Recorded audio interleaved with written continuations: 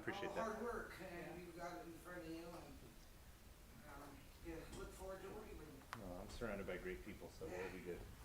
Yes, awesome. All right. Have a good evening. Yeah. Without further ado, I'll let you get to it.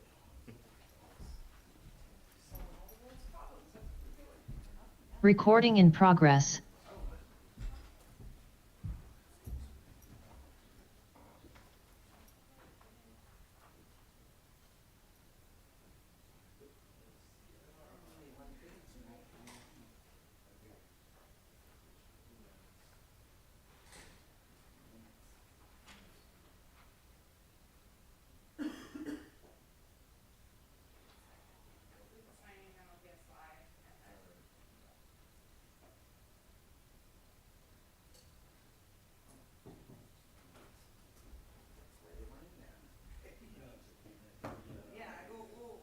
Maybe they just didn't put him in that, there was some.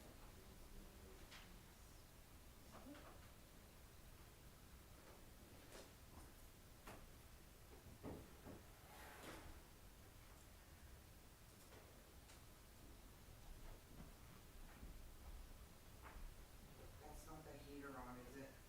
It's been on all day long. Yeah. I don't know if we forgot to turn it off. Off. What?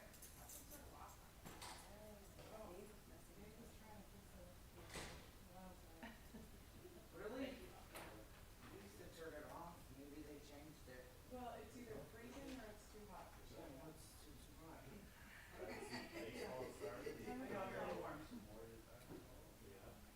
Simply mentioned the Golden State Warriors. Did I bring Golden State Warriors? You just said that, get like up, right? You know I'm a Warriors fan. They're gonna go all the way.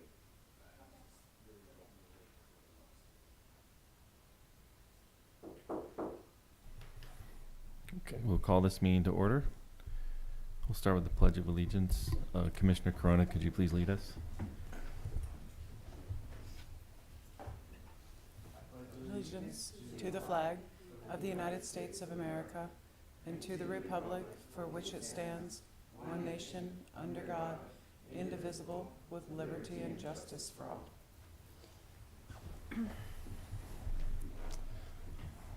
Thank you. Roll call. Commissioner Huboy, Present. Chair Henderson, Present. Commissioner Corona, Present. Vice Chair Belong, Present. Commissioner Lenore. Verification of agenda posting was a Friday, April 7th, 2023 at 4:12 p.m. Okay. We have no minutes to approve, so we'll move on to public input. This is the time for anyone in the audience to speak on any item not on the agenda and within the subject matter jurisdiction of the Planning Commission. Speaker cards are available in the lobby and are to be completed and given to the secretary before speaking. When the secretary calls your name, please come to the podium, state your name and city for the record, and speak to the City Planning Commission. If you are joining us by Zoom, please click on the button on your screen to raise your hand. If you are joining us by Zoom using a cell phone, please press *9. Each speaker will be limited to 3 minutes with a maximum of 30 minutes per subject. Please note that state law prohibits the Planning Commission from discussing or taking action on any item not on the agenda. Do we have any speakers? I have no speakers, Chairperson. Okay. Thank you. We will close the public input. Move on to public hearings. Item number 1, zoning ordinance amendment 2023-5. Do we have a staff report?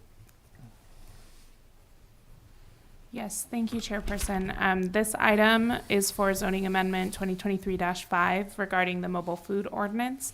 And tonight, staff is requesting that this item be continued to a date certain of the April 27th, 2023 Planning Commission meeting. Okay, you said April 27th. Yes. Okay. I think I have it right here. Okay. Do we have a motion?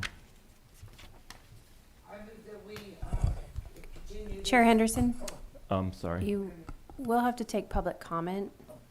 Okay. That's Sure. awkward. We will take public comment at 6:04. Do we have any speakers? I have no speakers. Let me just double check. And we have no one else on Zoom. Thank you. Okay, thank you. We'll close the public comment at 6:04. And go ahead. I move that we continue this item for mobile food vending to the regular agenda of April 27th. We have a motion. Is there a second? I'll second the motion. We have a Mr. motion Chair. and a second. All in favor? Aye. Aye. Aye. Aye. Aye. Okay, motion carries 5-0. We will move on to new business. I have no new business. Okay, we'll move on to old business. I have no old business. Thank you. Move on to study session items number 1, zoning ordinance overhaul. Go, staff report. Thank you. This will be Erica Fraser. Good evening. Excuse me. Tonight is intended as part of our ongoing discussion with the Planning Commission while we work on the zoning ordinance overhaul. And this meeting in particular is to assist staff with preparing the modifications to section 17.24190, site and architectural review, and the elimination of section 17.24160, which is the current administrative permit review. And I'll talk about more of the changes, what the permit types will be called in more detail. But right now planning has 2 types of permits that we use. We have administrative permits with notice and rights of appeal, and we have site and architectural review. Site and architectural review are projects that the Planning Commission typically looks at, so your new industrial building, your new multifamily building, major improvements, things of that nature. For everything else, we review them under an administrative permit review, so there's only 2 types. So everything falls under that other section. And during our previous study session where we discussed the process of both of these, but for the administrative permits, those typically take 30 to 45 days. They're routed to DRC as part of the procedures within the zoning ordinance for very, very minor things up to larger things. Staff is proposing that we change this a little. What we would like to do is keep site and architectural review as the permit that the Planning Commission is looking at. But what we would like to do is change the administrative permit into 2 different permit types now. So one would be, we would be calling it administrative site and architectural review. And that would be for very minor things. So an example would be sometimes the Planning Commission approves a project, and as the applicant is working on their construction drawings, they say, oh no, I have to move a door. Or I was gonna put a roll-up in this location, but I can't put a roll-up anymore, now it has to be a regular door. And our only method for approving those minor modifications right now is to go through the APR. And like I said, that typically takes 45 days. What we'd like to do for some minor things is staff would have a form, an application form, a 1-page form that the applicant would fill out. He'd pay his fee. He would submit the required plans that we'd need. So if it was a door, for example, we'd obviously need the elevations. And then that permit could then be hopefully approved over the counter. We anticipate some might take a few more days if we need them to make some minor changes, or if we need to go back and do some research. But then staff would be able to, the form would also act as the approving form, and we can do that much faster than we can do today. So that would be for the administrative site and architectural review. And then the other one would be minor site and architectural review, and we'd have both to notice and to not notice. And for those, what we are proposing to do is for these specific projects that would fall into this permit type, they would be routed to DRC so that other departments can take a look at it, see if they have comments on it. And then staff, if it needed to be noticed, staff would send out the notice notifying them that the director is about to make a decision. The decision will be made on such and such date. If you have any questions, you can come look at the plans, you can talk to the planner, notifying them prior to that we're gonna make a decision. So that would be for those. And The processing system would essentially be the same as what we are doing right now for administrative permit review.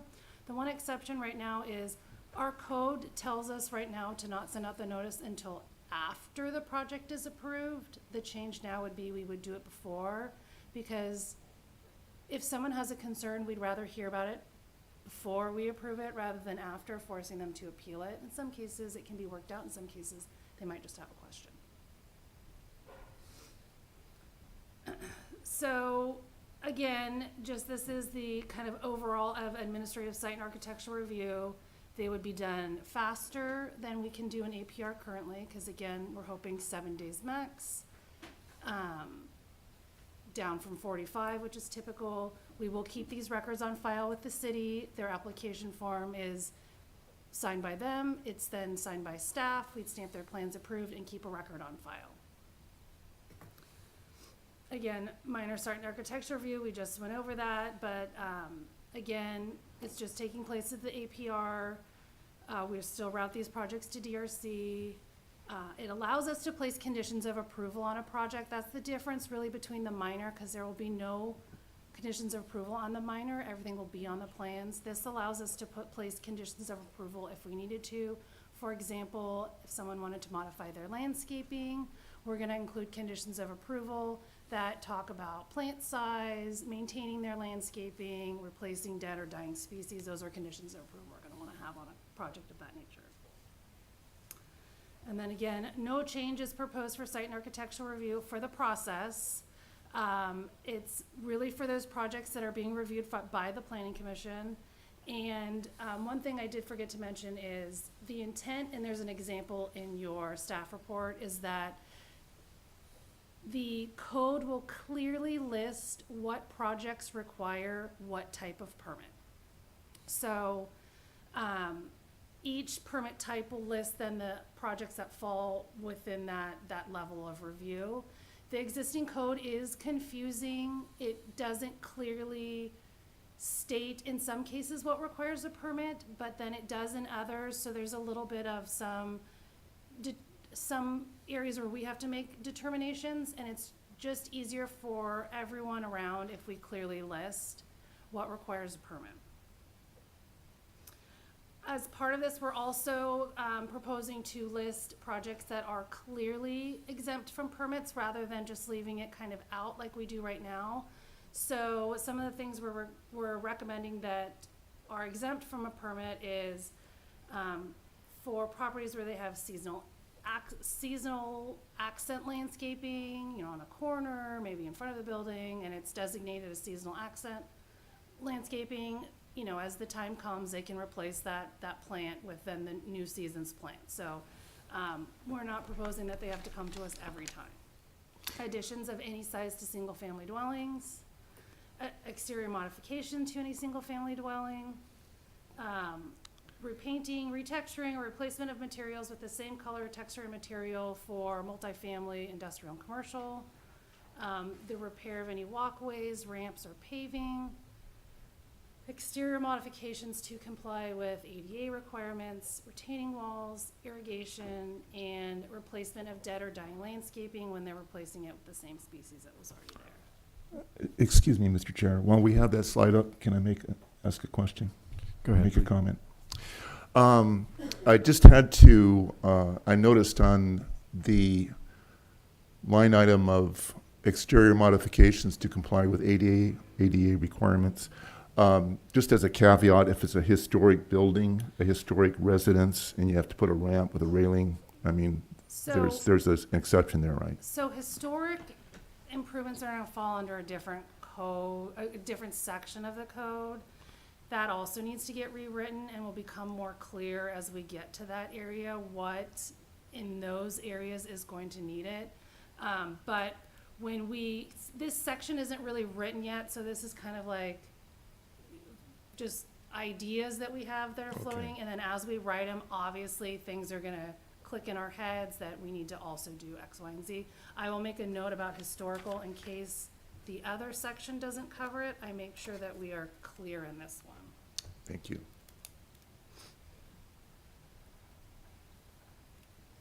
And then I don't have questions tonight, so I thought this was maybe a good spot where if there's something else that you want to maybe discuss exempting from review, if you had any concerns with this list, maybe we could discuss it now while it's up.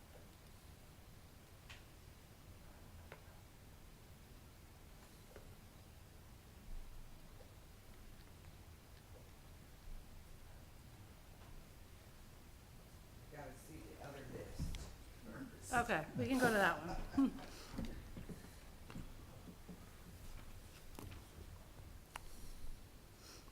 So this is the main bulk of our discussion for the evening. In your packet is and on your dais is a spreadsheet which kind of discusses where we're looking to go towards, and these are some of the thoughts that we had. Again, if you look on here, you can see that we're across the board. Obviously, the permit types for the most part are changing. Some we can do faster. Some we're recommending to go to a higher level of review where review isn't required right now. I'm gonna put it up here in case there's anyone in the public watching this on TV. This is a very difficult list to read from the screen, so you have it in front of you. And I don't know if anyone has had thoughts on it, or we could go one by one, but it's basically trying to be an exhaustive list of what we're going to start requiring permits for.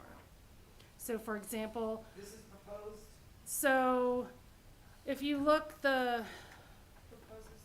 proposed is the second column, existing. So if you look at residential accessory structures, there's no permit required right now. We're proposing the administrative, which means in this case that should be able to be done over the counter. So that would be that. For accessory structures below the one that's greater than 15 feet in height, it's currently a conditional use permit that requires planning commission. We're recommending that be a minor site and architectural review that the director reviews. So that's kind of how we're going with a number of these things, where some were increasing a little for reasons, and then some were decreasing. Some aren't clear in the code, so we are showing them in red. So for example, a color modification, if someone wanted to paint the exterior of a commercial property, the code isn't clear on it right now whether or not it requires review. We did put none, and we're recommending that be clear and it be a minor site and architectural review. Would you like me to go through each one line by line? Would that be helpful? No, I mean, it's pretty self-explanatory. Existing, proposed, existing review level, and proposed review level. I had a question about these different permits and their names.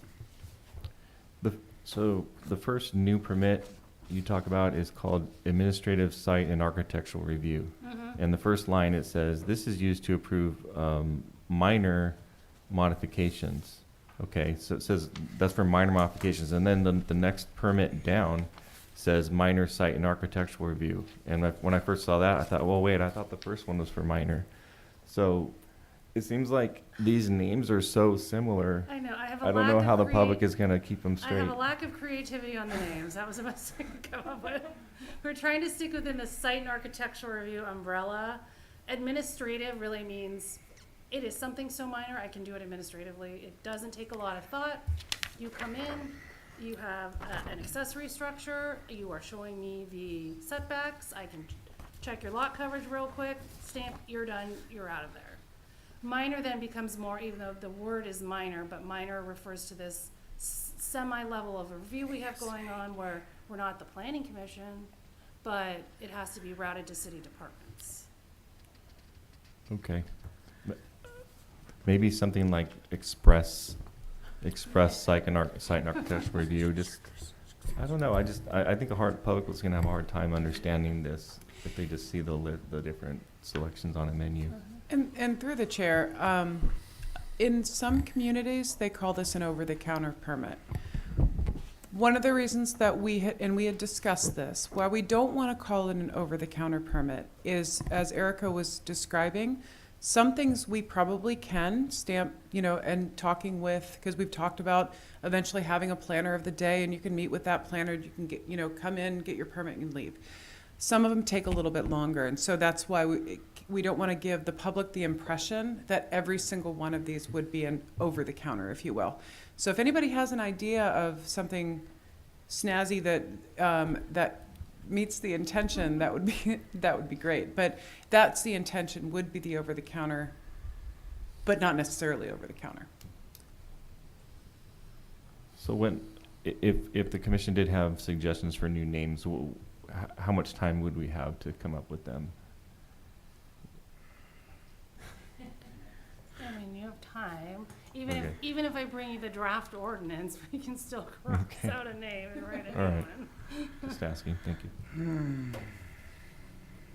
If I may as well, some cities use design review where we use site and architectural, so maybe there's some distinction between the two that we can make. I don't know if just calling one design review flat out kind of addresses that it's really this kind of administrative ministerial type of review, but My only that's another word. fear with that that's is usually used. design review in other cities is a much more intensive process, and I don't want anyone to be thrown off. We could just do administrative site and architecture, and everything else is still site and architecture, but we then outlay different processes based on like the project that you're doing, but I was trying to go for clarity where we clearly have 3 different levels of review. I couldn't get creative with these names. I tried real hard.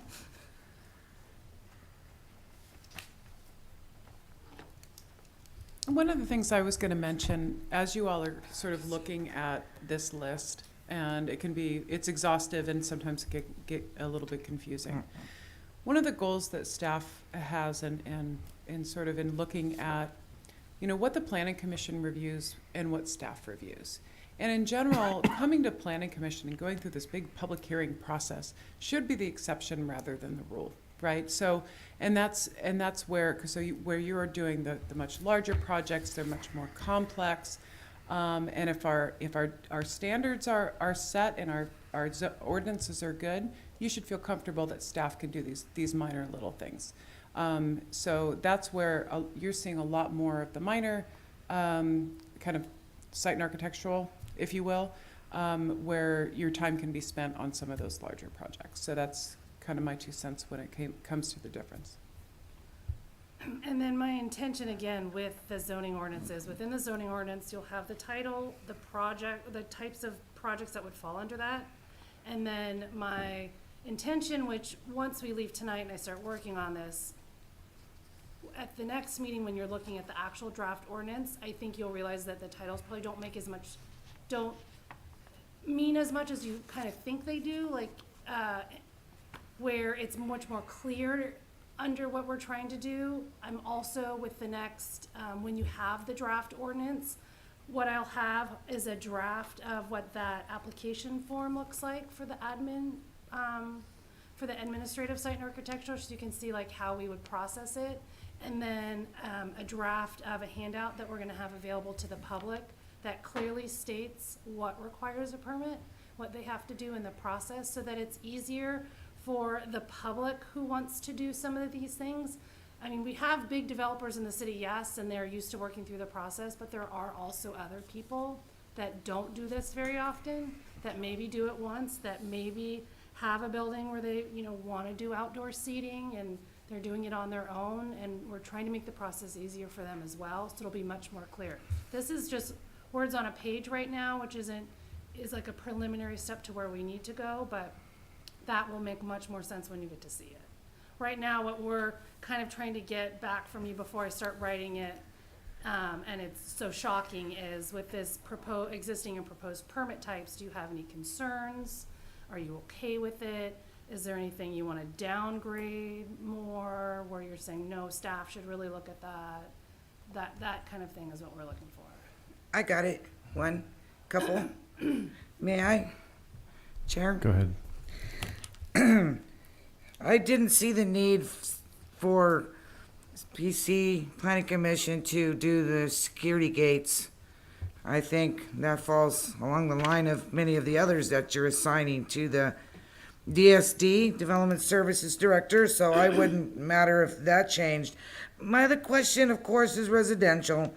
And would I see that new residential 11 plus units stay the same?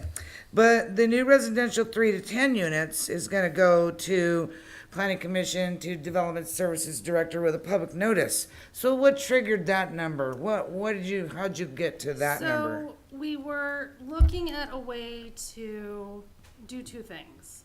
One is, right now, even though the planning commission recommended that there is a site and architectural review for single-family residential developments.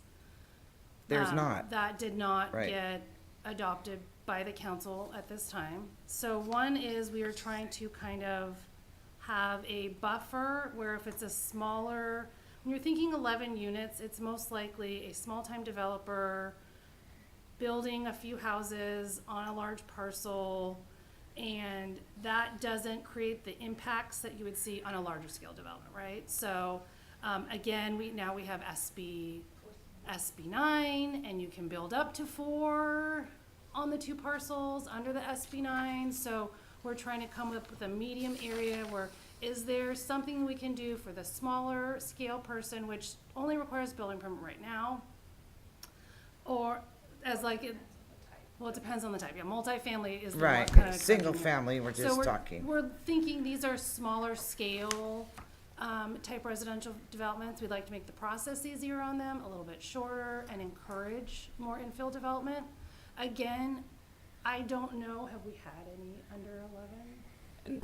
There have been some. A lot of them probably were more of the multifamily leaning. The few I'm thinking off the top of my head were kind of in the downtown area. I think one thing too that's important to keep in mind is that staff's also working on objective design standards and then a design guidelines as part of this review. And so when we're also thinking about having things reviewed at the staff level, we're looking just at those objective standards that we intend to have in place that would be reviewed by the Planning Commission. And so if they meet a standard, they're good. If they don't meet a standard, they're not good. So there isn't this subjectivity that's involved, and the state law is pushing us in that way, in particular for residential as well. So when we're talking about these smaller developments and speeding up the process, it's kind of in anticipation of a lot of legislation that's kind of happening and things that are happening, but also that what you're going to be seeing approved by staff is just going to be the things that we're just going to look, the setback that the Planning Commission and the council set is 10, is a 10. So I think as Erica mentioned, the smaller projects, it's a way to make it a little faster, a little easier. You're not going to have this huge hearing and the staff time that would be saved in writing a report for something to say the setback is 10. They had 3 windows on the side, which is required. That saves a lot of time, both in staff and the applicant. What about, then how do you balance the parcel map with the tentative map? So then that's gonna be the exception. So, for example, if they need a planned development, they wanted to change their setbacks. Once it requires a different level of review, that reviewing body will ultimately look at all of it. But see, So if you have go a ahead. tentative map, Right. we're gonna put that project, the tentative map, we're just gonna do it all at one time. So a tentative map is 5 or more lots, and a parcel map is 4 or less lots. So you have it at 3 to 10, so you probably should specify that minor parcel maps, it's backwards in the county. My parcel map of 4 lots or less is different than the tentative map of 5 lots or more. Right, so it'll be more clear, unfortunately, Okay. this is just, again, an Excel spreadsheet, it'll be more clear in the ordinance.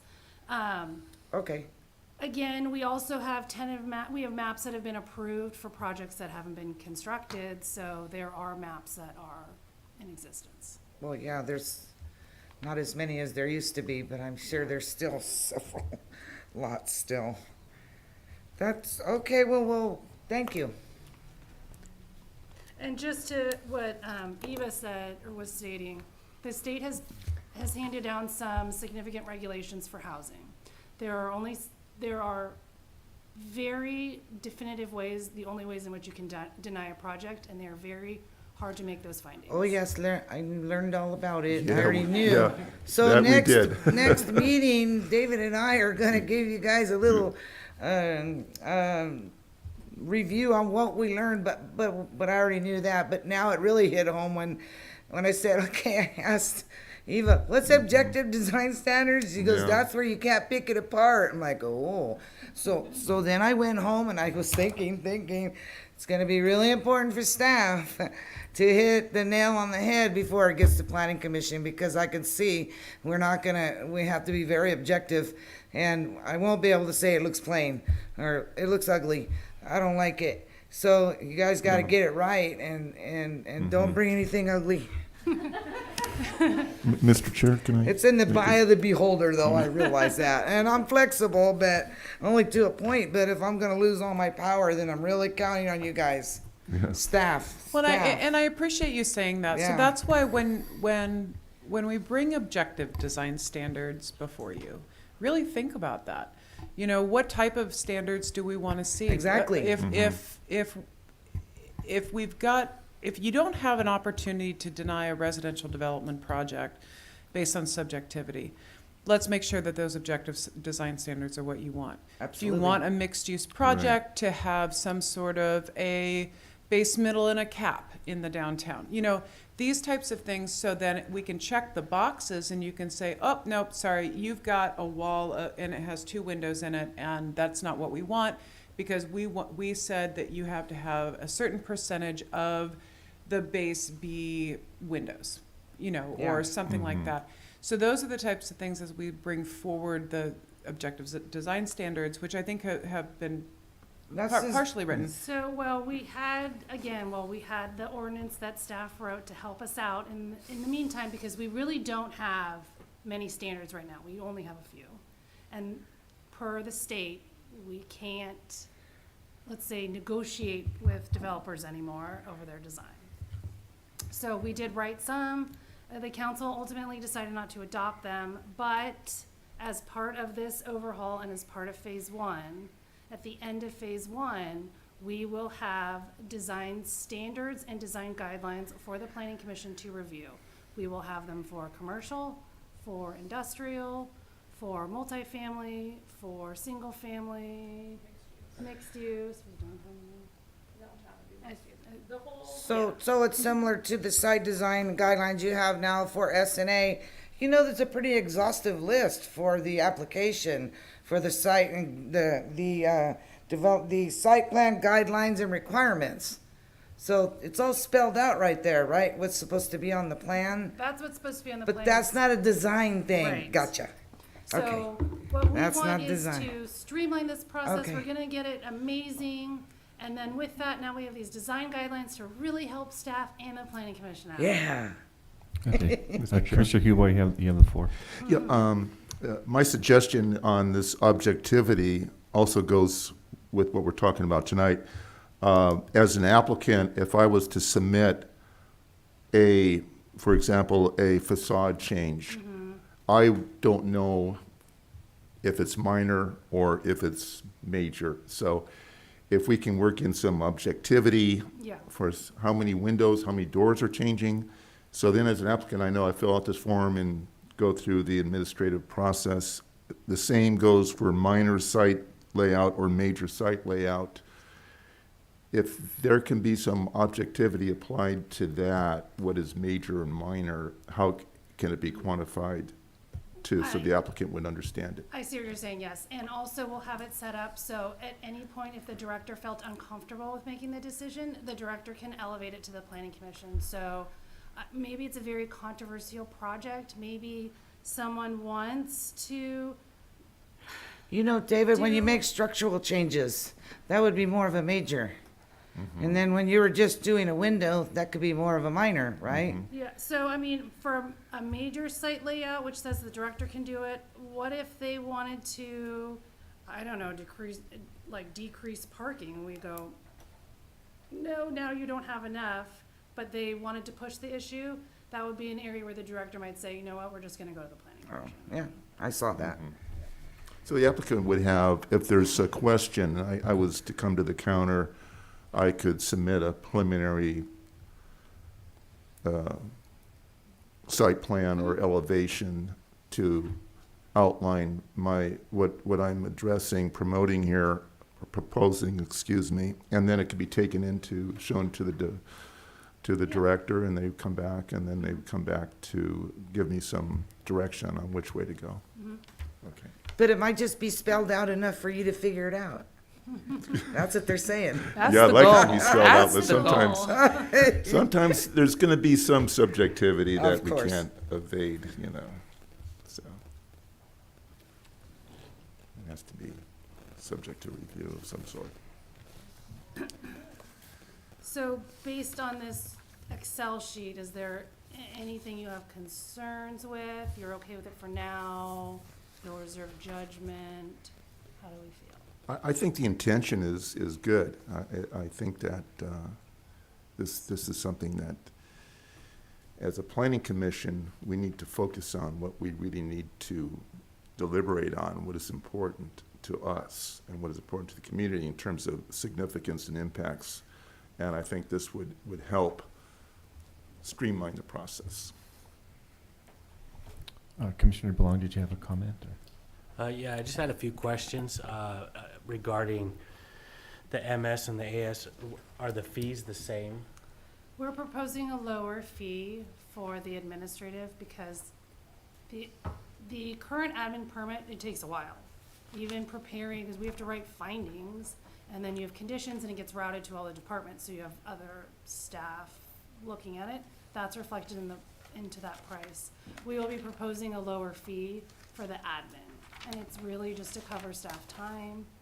And That's good. by lowering the level of some of these things to this kind of over-the-counter permit, it frees up our time and other people's time, so then hopefully other projects can move faster as well. The goal is to really streamline what we're doing.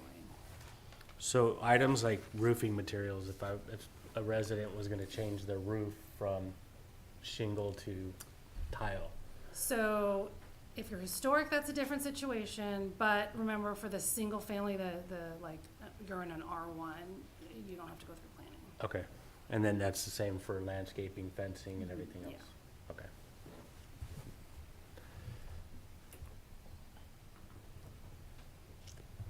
Is there any more staff report? No. Okay. So this is just, so part of all of phase one, I just want to remind you, is very long. We're going to be talking about this for a very long time. I'm very sorry. We still have annexations, we still have development agreements, conditional use permits, general plan amendments, lot line adjustments, specific plans, temporary use permits, and variances. Some of these will be very minor in nature, so you'll probably just, instead of us discussing it, you'll have a draft ordinance in front of you. Some of them will require a little bit more, for example, conditional use permits, so we can really go over and thoughtfully decide what should and should not have a conditional use permit and the level of review on that. And then based on your feedback, again, from tonight, now I have your feedback, I'm gonna start preparing the draft ordinance. And again, like I mentioned, I intend to have an application form so you can see it and the informational handout, because I think it will also assist with the review of it. And then I can't tell you when you're going to see it because there's other sections we still need to get, some becoming more of a priority than others, so this will be at some point, but this is just, tonight was just really used to help staff out. And I believe that was it, unless you have anything else for me. Okay, any other questions on the staff report? Do we need to have public comment on? Yes. Okay, so we will open up for public comment at 6:38. Do we have any speakers? I have no speakers, Mr. Chair. Thank you. We'll close the public comment at 6:38. Right. Any other comments from the commission on this item or questions? If I may, Mr. Chair, Sure. just a clarifying question. Commissioner Lenore had suggested that security gates be downgraded to a director level review. I believe probably a minor S&A, and I just wanted to ask if that is also in the favor of the rest of the commission for Erica's direction. Any comments on that from the rest of the commission? Not on that, but I have one thing I want to say before I forget. You might do trash enclosures as your approval. I like how there need to be cinder block. Maybe I was reading Morgan Hills and it had a wood type thing maybe, and I think we only require cinder block right now, right? So I hope that stays the same because it's a much sturdier. You know, it gets kind of knocked around, and when you guys get there, if you could kind of maybe keep those cinder block with, you know, that we make some nice ones now, right? So I like to see them stay nice. So they got the nice roof on them, and they got a gate, and you know, they didn't used to look like that. The They need to have trash a roof. enclosures are in the design Okay, guidelines. so that's So we'll have Okay. some, like, painted to match the building, that sort of stuff. yeah. All right, I was just thinking about that when I was reading that I hope they stay cinder block. If you do administrative approval. Eva, to add to your question, when you're thinking about security gates, right now we have just security gates, residential and commercial. Are there instances where the planning commission would like to see security gates? So for example, you have a community that currently does not have gates and they want to have gates. I don't believe the city currently has a policy. Some cities have policies on gated communities. I don't believe that Hollister does. So those are some things that to think about. Is it Okay. just one security gate? Somebody has, they, you know, want to gate their, you know, their one property, or if it's a community that wants to do them. So that might be a differentiation as you think about this when we go through it. There are standards, industry standards that apply to security gates. OSHA standards and ANSI UL standards, ANSI standards, those types of standards to protect the welfare of the user. And I think that in the permitting process, you know, for a building permit, that because that's typically gets applied in their evaluation. But as far as the aesthetics of a gate, I have to think about that.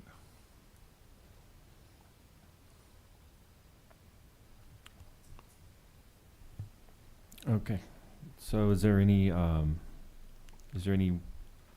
in favor, or anyone feel strongly about downgrading the security gates? To go along with Commissioner Lenore's Correct. statements? Right.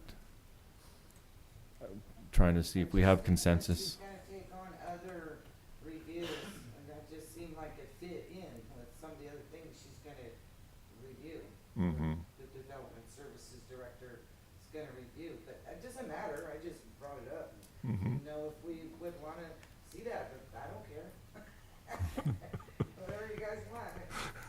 It's C minor, it's C minor, so it's gotta fill in the area. It seems minor to me, relatively minor, you know, just ostensibly looking at it. Ostensibly, yeah. It has to follow certain building code standards and those standards that I mentioned. I would go along with Carol's statements there. Okay. I don't know how you feel about it, though, Mr. Yeah, Chair. I'm comfortable with what Commissioner Lenore has said about Mhm. that, so I'd be fine with downgrading as well. Okay. Yeah. Is there anyone, do we have consensus? Okay, great. Thank you.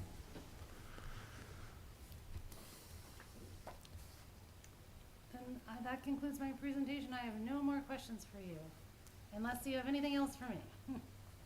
Thank you. Thank you. We will move on to Planning Department reports. I'll just make a brief report. You guys all should have received an email from me. I believe it was earlier this morning. The city is planning on doing a boards and commissions training and legal review, and that's going to be held Monday, April 24th at 6 p.m., I believe, here in the chambers. If you have any questions, please reach out to City Clerk Jennifer Woodworth. She's kind of running that meeting, and she'll be able to better answer your questions. But please also let her know if you aren't able to attend. It will be the Planning Commission, but also the other commissions of the cities and boards. So the Airport Commission, Parks and Rec Commission. What boards? We don't have any boards. I don't think we have any boards. Okay, council and commissions, but they're not the council, right? Just commissions? Yeah, I believe it's just intended for commissioners. Commissions. Yeah. Okay.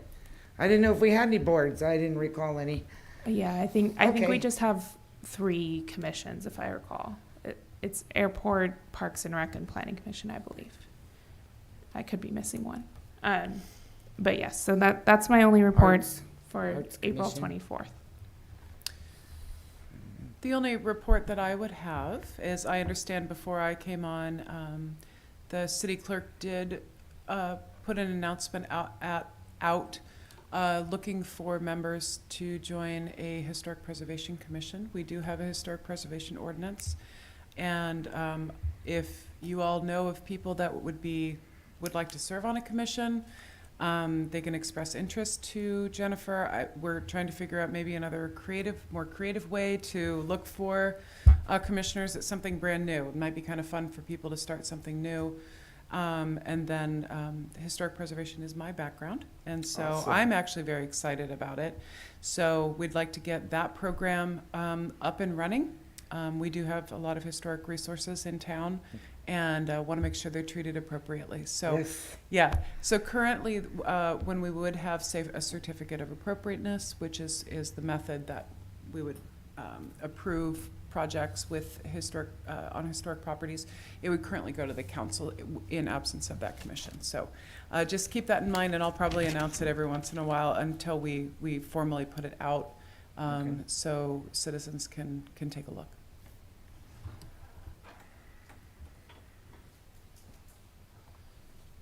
Okay, any other reports from planning? I have no other reports. Thank you. We'll move on to planning commission reports. We can start with Mr. Huboy. Okay.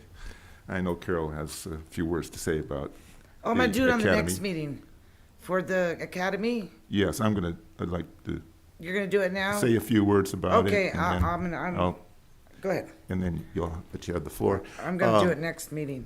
Yeah, so I attended along with Carol and Eva and Amber, and who else? Was there anybody else that attended the The academy? 4 of us.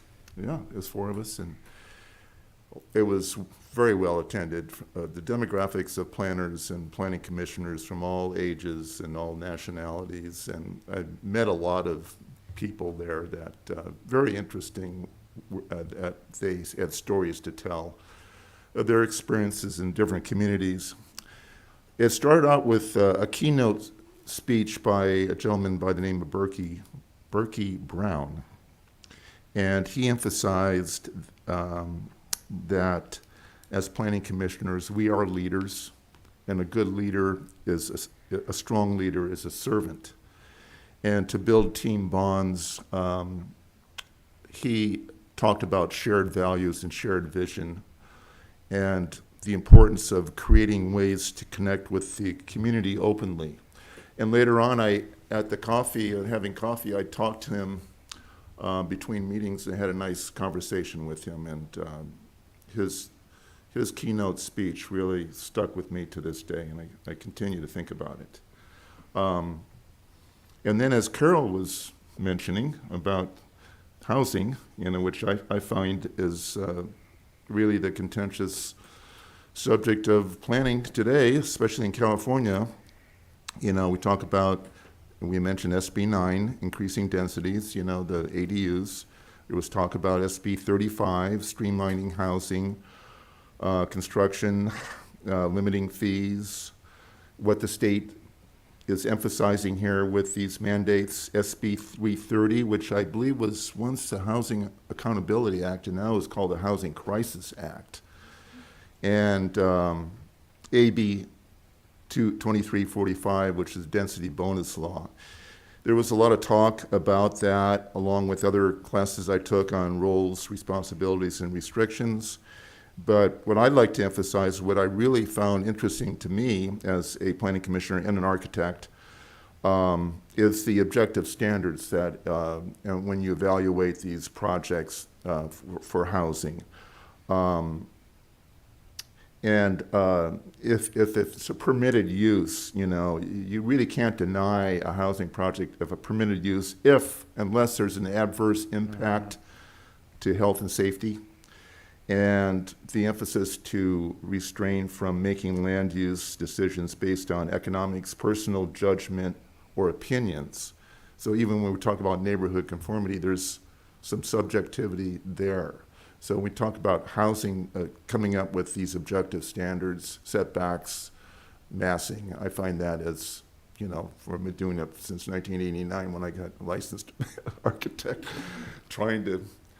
continuing to study design and how to come up with an attractive built environment. And I've worked on objective standards for historic infill for the city of Santa Clara, and now we're revisiting that now with what we discussed just not too long ago.